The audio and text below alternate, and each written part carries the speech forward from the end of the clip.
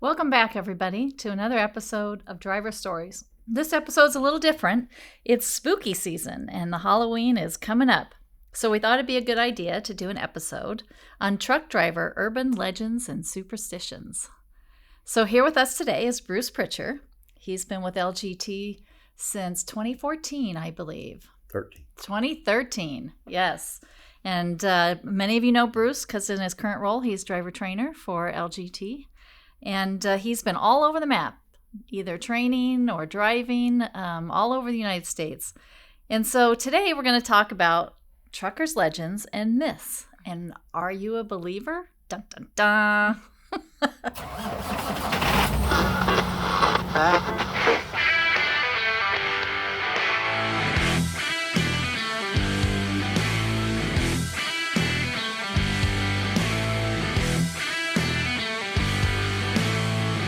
All right. Well, here are some popular trucker superstitions that we found.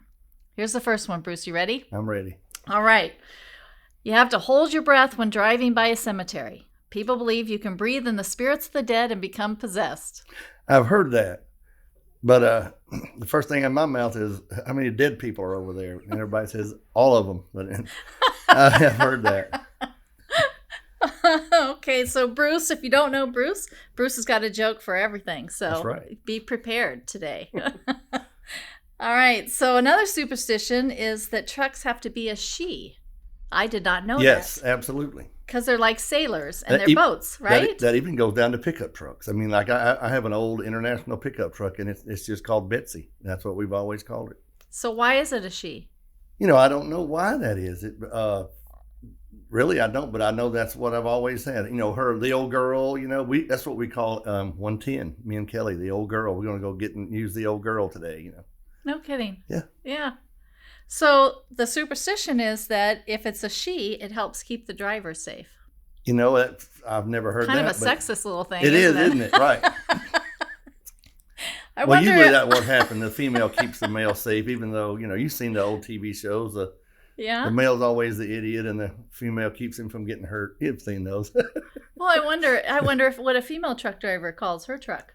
I don't know, but I've always heard any truck is a female. And it used to be, I thought all hurricanes were female, but. Well, that's not true. That's not. No, we just had a male hurricane. Right. Yeah. All right, so here's another one. Don't drive with a $50 bill. Do you know where that came from? I do not. So, Joe Weatherly, NASCAR driver, do you know him? I do. So apparently on his last race, he crashed and died. So when they got his body out of the car, right, in his wallet, he had two $50 bills in his pocket. And that's where that one comes from. Okay. All right. Well, I rarely have that much money in my pocket, so I wouldn't. But hey, I remember that one. I don't want that to happen to me. All right. Here's another one. Don't cross a highway when finding a place to pull off. Bad luck will come. Have you heard that? Yes. Where'd that come from? I don't know where that came from, but I mean, you hear all kind of stuff. And I always heard, don't drive in the left lane. You don't have that one, do you? I don't have that one. Because if someone crosses the median, you're the first person they meet. Oh, that's good. Yeah. No, there's another one that says, never piss on a truck or it'll piss on you. Treat your truck right and she'll treat you right. I've never heard that one, but I'll have to remember that now when I'm out in the middle of nowhere and there's no restroom. Yeah, and there's another one so let me ask you this. When you get to your final destination, do you get out of your truck and pat the dash? Or do you pat anything when you finish your run? No, okay. I don't. But I'll tell you this one, it has nothing to do with trucking. Okay. Whenever I get on an airplane, I always pat the outside of the airplane. I go like that. Every time when I just go for good luck? It's just always done. It's a habit. I guess a superstition of mine. If you had to ask me if I had any, absolutely. I always just kept out, In my mind, I'm thinking, okay, just get us there safely. Well, this is when you reach your destination, and apparently there's a superstition out there that you have to pat the dash and thank your truck for a job well done. I have done that before, but I didn't know it was a superstition. Yeah. I have thank you, girl, got me here, and now it's time to go to bed. Yeah, I'd be like, yeah, thank you. I'm going to bed. Okay, how about this one? Going through a yellow light, you hit the roof for good luck. No. No? I've never heard that one, but I've always looking in the mirror to see if the police is looking. But You know what? The kids and I, when we were driving, taking road trips or whatever, when you cross the railroad tracks, we'd always lift our feet, right? Because it would be bad luck if I your have feet done went on that the too. ground. Yeah. Yes. Yeah. And then the other one that the kids used to do is to be in two places at one time. So when you're crossing over from one state line to the other, you reach your arms out so you can be in two places at one time. Going back to the yellow light, I got pulled over one time because I went through the yellow light, and I was in a truck, and I told the cop, I said, it was yellow when I got under. He said, well, it was red when your trailer was under. I said, well, give the trailer the ticket then. That didn't go over too well. I bet that didn't go over very well at all. That was in Yazoo City, Mississippi. No kidding. And the police came up and changed the light. And he knew I couldn't stop. It was 3 o'clock in the morning. He was the only person out there besides me. And so he didn't give the trailer the ticket. He gave it to me. All right. Do you ever have anything hanging from your mirror? Yes, I do. What do you have? Well, I used to have the garter from my wedding. Wow. Okay. And I think it's dilapidated. Uh-huh. So what do you got now? Nothing right now, but I had my tassel, my high school years ago, and I think it's the same thing happened. You know, the sun got to it, but after my graduation, for years I had that on any vehicle I had was my high school tassel. Yeah. Yeah, well, apparently a lot of people have Lucky Charms hanging from their mirrors. Huh. Yeah, this is kind of cool. Right? Yeah. Sandy has something from her mirror, but I'm not sure what she has. I think it's an air freshener, actually, but that's some not kind a of Lucky it's Charm. the shape of a heart or whatever. No, it's not a Lucky Charm. All right, here's another one. I got two more. Okay. Never haul empty. That's why drivers put stuffed animals on their trailers if they don't have anything. I think that's a flatbed guy thing. Really? I think it is. And they also will put a Tonka truck. I've seen them do the Tonka truck thing. On the flatbed? On the flatbed. They have to always have a load. Right. And so do they tie it down? Yes, they certainly do. Wow, I'm going to have to look for that. And I've never pulled flatbed, but I've passed a lot of them, you know, and they're past me, and I'll go, hey, you know, that's a pretty heavy load you got there, driver. Sure you don't want to go weigh that, you know? Well, that's kind of cool. That's something new. I haven't ever heard that. Yep. And then here's the last one. Throwing loose change under the passenger seat of a new truck. It'll bring you good luck. I never heard that one, but I need to try that. Yeah. Well, you don't have a new truck. I guess you'd have a new pickup truck. Well, that's pretty cool. Yeah, those are. Okay, so those are superstitions. Now we have some urban legends. Oh. So I'm going to read a little story, and then you can tell me what you think about it. Right. The first one's really interesting. It's actually Route 666, which is called the Devil's Highway, right? So apparently this abandoned stretch of road spans nearly 200 miles, and it's called the Devil's Highway. The name originates from when the highway was established back in 1926. It was the sixth branch of Route 66, which runs from Monticello, Utah, and ends in Gallup, New Mexico. Events on the highway have ranged from paranormal to disappearances and deaths. Statistically, the accidents and fatalities on Route 666 are abnormally high compared to other highways in the United States. Abnormal lights, disappearing black sedans, black dogs, UFOs, those are some of the reported events that happened while on this stretch. So one of the more famous stories on Route 666 is that of the mad driver who drives a flaming semi-truck and runs drivers off the road before vanishing. Do you know that movie? And I can't remember who the guy is, but he turns into a flaming head. What is that? Oh, that's a motorcycle movie, isn't it? Yes, yeah. Nicolas Cage. That's it. I never saw it all the way through, so. It made me think about that guy in that movie, right? It's this flaming semi-truck. But apparently the most commonly reported event on this route is ghost hitchhikers. And there are two that have been seen countless times and are rumored to not be friendly. Two girls, one in a white nightgown, waves the driver down. When they pull over, she simply vanishes. The second has been reported to jump out into traffic and disappear right before she's hit. Other stories are reported as well, one told by Native American locals who claim that there is a passenger apparition that rides in the backseat of the traveler's car. These evil shape-shifters, or shaman, are also seen as animals that run out into the highway. But there's more to this legend than just ghosts. Travelers have disappeared and returned days later, or trips that take significantly longer times to reach their destination. In 2003, believe it or not, due to many complaints of the mark of the beast, the highway was renamed to Highway 491. So it's not even Route 666 anymore. I've been on that road now. Really? That's what I think of it, yeah. So did you drive down that road? Isn't it in New Mexico or Colorado or somewhere? Yeah, it goes from Utah to New Mexico. Utah, that's where I rode it. Okay. Utah, I'm like, whoa. Never knew it was that road. Did you drive it at night? No. Well, maybe so. I was hauling some nitrous oxide, so good thing I didn't run across the flaming trucker.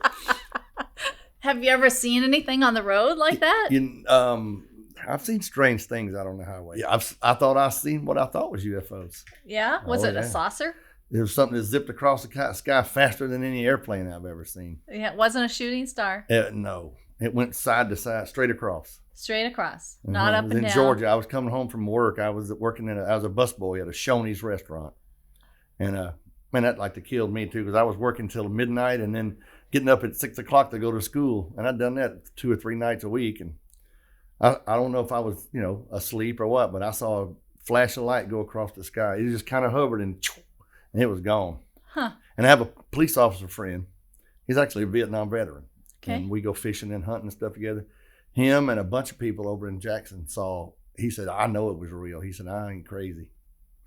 And they couldn't explain it. Some more of a hovering light, and then it just took off. Took off. That's really all I've ever seen. But that one time, I never forgot it. I was like 16 years old, and I was like, something's out there. Yeah. Have you ever heard the story of the truck driver that got picked up by a UFO? No. Yeah. Somewhere over in the Appalachian Mountains, there's this story that goes that the truck driver got picked up by a UFO and was gone for 6 hours. And then they put him back down in his truck, and he looked at his watch, and only been a minute later. Oh. Yeah. That's freaky. It wasn't me, and I hope it never happens to me. Yeah. I'd have to go see the psychologist after that. Wow. That's pretty neat. But getting back to the it's a trucker song. Phantom 309. Have you ever heard it? No. Huh? Red Sylvan. You've never heard Phantom 309? No. The trucker he picks up a hitchhiker. Okay. And he was standing in the rain, and they go to he drops him off at the truck, or drops him off, and then he goes to a truck stop, and he tells him that Big Joe is the guy's name, that gave him a dime to buy him a cup of coffee, and he said. No, Big Joe picks him up. That's what it is. Okay. And he said, drops him off at the truck stop. And here's a dime, tell him Big Joe sets you up. And he goes in there, and everybody like, no, Big Joe crashed his truck to keep from hitting a busload of kids and killed himself to save the kids. And it's a song, Red Sylvan. So that's kind of a pretty cool thing. Yeah, it's it a is kind of very cool. Popular trucker song from probably the 60s. Who sang it? Red Sylvan. I've never even heard of that guy. He sang a lot of trucker songs. Huh. And that's just one of that was just similar to that. Okay. So you've never had a ghost hitchhiker? No. Even when you're tired at night? I've seen things that I thought were ghosts. Really? And I'd go by there thinking, maybe I should keep on going. I don't want to go back and see what that was. Yeah. I've seen things in the sky as well. I'm like, that don't look normal. So I kind of believe in that as well. Well, that's kind of cool. Yeah. So it's a similar type of thing as the story of the vanishing hitchhiker. Have you ever heard of that? No, but yeah, I mean, probably. Okay. Let's hear it. All right. So here's the one about the vanishing hitchhiker. And it started in England. And the story goes like this. Almost 40 years ago, a young tradesman from Bedfordshire, England, decided he would play the Good Samaritan and pick up a stranded traveler. It was to prove to be one of the most chilling and convincing paranormal encounters of modern times. Late in the evening, on 12 October 1979, 26-year-old carpet fitter Roy Fulton from Dunstable, England, was returning home from a pub darts match in nearby Leighton Buzzard when he stopped to give a lift to a young man standing on an isolated stretch of Station Road on the outskirts of Stanbridge. In the glare of the minivan's headlights, he saw a youth standing on the side of the road thumbing for a lift. He came to a stop in front of the hitchhiker, and the hitchhiker came up to the van. He was casually dressed, he had dark trousers, he had a jumper, wore a white collared shirt. Nothing seemed out of the ordinary. So the man opened the passenger door and told the kid to get in, and he asked where he wanted him to go. And the hitchhiker didn't say anything. He just pointed, in the front direction of the vehicle. So he just thought he wanted to keep going. So he pulled away and continued in silence for a few minutes. And then he decided he was going to ask the kid if he wanted a cigarette. So he bent down to get his cigarettes and turned around to offer it to the passenger. When he looked, the kid was no longer there. So he pulled the minivan to a halt, and then he turned on the interior lights. He looked in the back of the vehicle and climbed into the back of it and still couldn't find the kid, and he was completely alone. Ooh. So fast forward to the United States, and it's a similar type of story that happened in Baltimore, about a dozen miles outside of Baltimore on the main road to New York, route number 1. And there was a doctor that was driving home this time, and it was late at night on a Saturday night, and he slowed up at an intersection, and he saw a young girl at this intersection, right? And she was dressed in this nice evening gown, and she was waving at him, asking for a lift. So he stopped the vehicle, and he pointed to her, and he said, "Come on in," and he put her in the back seat. And he was going to put her in the front seat, but he had all this crap in the front seat, right? So he couldn't put her in the front seat. So he said, "You can get in the back," right? So the girl gets in the back. So he asked the girl, "Where are you going?" She says, "It's too long of a story to tell you now." And her voice was really sweet and tinkling, almost like sleigh bells, they say. So she said, "Please take me home. I'll explain everything there. The address is North Charles Street. I hope it's not too far out of your way." So the doctor went ahead and headed towards the house that she had asked him to take him to. And he gets to the house, and he turns around and was going to tell the girl, "Hey, we're here." And there's nobody in the back seat, right? So he goes up to the house, right? And he knocks on the door. Nobody answers. And he knocks on the door, and nobody answers. So he starts banging on the door really hard because he's thinking, this is weird. I need to find out who's supposed to be in the house, right? So finally, this old gray-haired man opens the door, and he says, the doctor tells him, "I had this most weirdest thing happen to me. I picked up this girl," and he stops him right there, and he says, "Yeah," he says, "My daughter is the girl that you picked up, and she was killed at the intersection that you found her." Mm. Kind of weird, isn't it? Yeah, and that's been pretty recent. Yeah. So what do you think? You think that happens? You know, I think people have their own thing, but I can't deny it. I mean, I can't say that he's wrong or right, but I think stuff like that happens. Yeah. It's unexplained, and I get into that type of stuff, I used to love to watch Unsolved Mysteries on TV. Okay. Oh, yeah, that was cool. Yeah. I enjoyed that. Have you heard the one about the family that gets stuck on the railroad tracks? Their car dies on the railroad tracks. No. And the husband is trying to start the car, and here comes the train. All of a sudden, right before the train gets there, they roll off the railroad tracks. He hasn't even gotten out of the car. They're still in the car. The car's not started. And so when he gets off the tracks, he finally gets the car started, and they go to the local police station. And they go back to the back of his car, and they fingerprint the trunk. And there's 26 handprints on the back of his car. There was 13 children killed in a van at that intersection on the railroad track. And so the 13 children pushed him off the railroad track. That's the legend. Wow. Gives me goosebumps, right? Yep. Yeah. Yeah. Yeah, that's actually a really cool story. It is. I'm not sure if I got all of it 100%, but that's the gist of it. Yeah. So you've never picked up a ghost hitchhiker? No. That'd probably freak me out if I did. I wouldn't be so calm, Yeah. But if you get a chance, you got to listen to Phantom 309. You'll like it. Okay, I will. So some of the other things that are out there are kind of interesting too. There's this one about a black dog. Have you heard about that? No, I've heard a black cat, of course, but yeah, me too. But this one is kind of cool because this one is about a driver's going down the road late at night and starting to get tired and sleepy, right, and dozes off, and sees a black dog jump out into the road, which basically wakes the person up, right? Some say the dog disappears, some say the dog stays at the side of the road, but the legend is that a driver was driving down the road with his dog and he dozed off and ended up in a fatal crash. So now the dog haunts the weary drivers and alerts them when danger is to come. Oh, wow. That's a nice That's story. pretty cool. I saw there was a movie called Black Dog, but that might be, is that part of it? Okay. Right. Wow. So what's the movie about? Patrick Swayze, and he gets hired by somebody to haul an illegal freight of some sort. And then there's other people are trying to capture the freight, I think. And so it's Patrick Swayze playing a truck driver. And I think he actually had to drive the truck. They had to teach him how to drive it. But it's a pretty cool movie. And it was called Black Dog. Now, that sounds pretty cool there. That go along with it.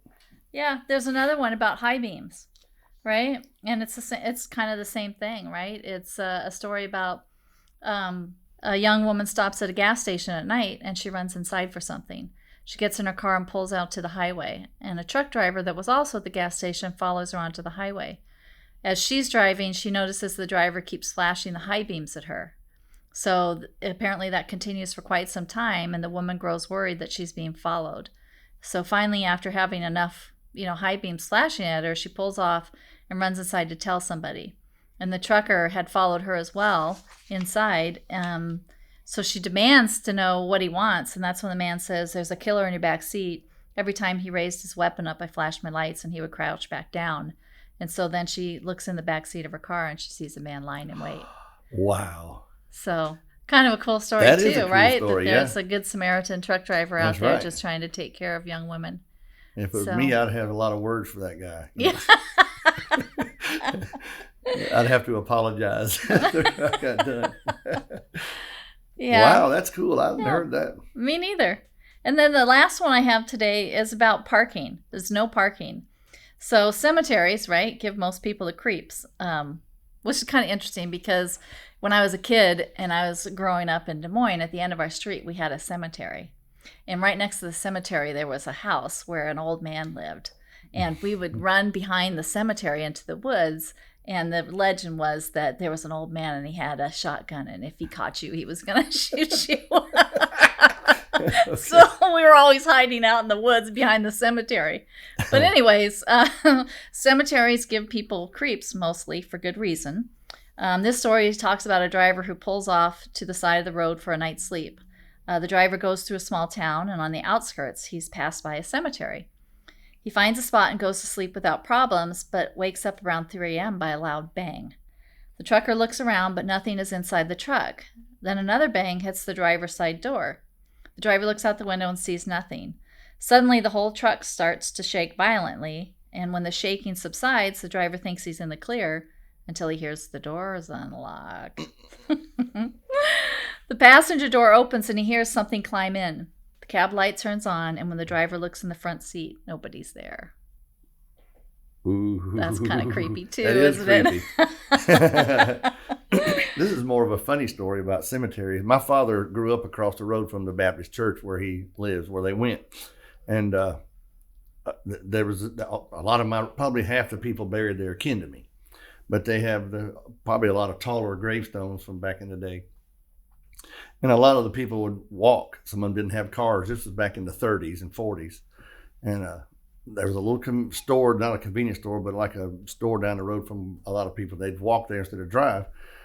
So my dad and his brothers would get over there in the cemetery, and they would make, boo, and run out with sheets on their heads and it'd scare the people. They'd all take off running. So they did that for a long time. And, I was like, man, that's mean. You shouldn't have done that.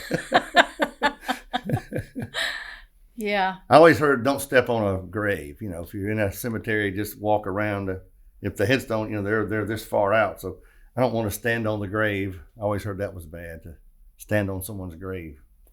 Huh. I don't know why, but I never heard that. You never before. heard that one? Nuh-uh. You don't want to stand on a grave. Okay. Yeah. Kind of stand off to the side or between the headstones. So. Uh-huh. Probably nothing to it, but I've always thought that. Yeah. Yeah. So tell me about the tunnels in Missouri. I'll tell you about the tunnels at the Air Force Academy. Okay. Okay. The tunnels in Missouri are still there. I went by the one in Independence recently, and it looks like they don't use it anymore. But Independence and Branson in that area, they have underground warehouses. And you go up, and it's food stuff mainly. And there was a particular brand. always save or not great value, but something to that effect. It was stuff that was sold by independent grocers. Uh-huh. And you go in, you check in at this guard shack, and you drive in this series of streets under the ground in the rock. And this is in Missouri. Missouri. Yes. And you go to this certain building in there, and first thing happens when you get under there, there's no radio station or TV. And you find the docks, you back in, and they load you your whatever you're picking up. Canned goods is what I picked up. Wow. And delivered them to Jackson, Mississippi, to the grocery warehouse. That's pretty cool. It is. And I heard about, they say the Mormons have a lot of that out west, the underground bunkers of storage of food and stuff. Wow, that's pretty cool. Right. So the military has some, huh? Yeah. So we all know I went to the Air Force Academy, right? Right. And when I was there, my freshman year, right, everybody all the upperclassmen always talked about these tunnels, right, that there was these underground tunnels. But, you couldn't find them, right? Mm-hmm. And nobody knew where they were at. And so it was just kind of a legend for the longest time, right? And then one night, in the middle of the night, all the upperclassmen started banging on the doors. Get up, get up, get up, get out, and jacking us up again as usual. So we thought we were in trouble. We thought we were going for a midnight run, throwing on our fatigues, combat boots and all that shit. And so we get out in the hallway and we're pulling chins, right? I don't know if anybody knows what that means, but you got to suck your chin back into your face, and you got to see how many chins you can pull.